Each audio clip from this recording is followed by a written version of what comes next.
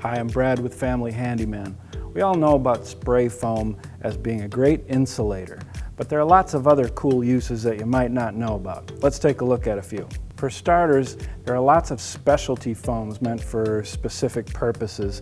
This one, for example, is for fire blocking, and it's orange, so your inspector will be able to see that you've done the right thing.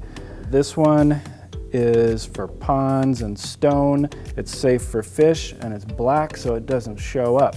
This one is called a pest blocker. They'll all block pests, but this one in particular will not harm bees, so that's a good thing. And then you've got your standard crack and gap fillers. Let me show you this great idea if you're going to ship something breakable or fragile. First, line the box with plastic. Then spray in the foam and let it expand a little bit and set up just a bit. Then wrap the object in a plastic bag or a piece of plastic, set it on the foam, cover it with another piece of plastic and spray in the rest of the foam and let it harden. Once it's hardened, you may have to trim off the excess at the top of the box.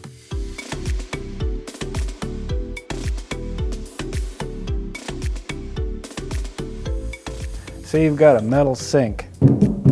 They're a bit noisy. You know, you're dropping dishes in there and stuff.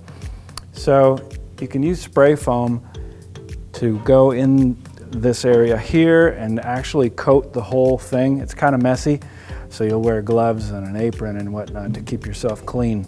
But that'll help deaden the sound of this sink. Sometimes plumbing pipes can rattle in the hole where they pass through a joist. If you've got a noisy one, a little shot of spray foam will take care of it in a heartbeat.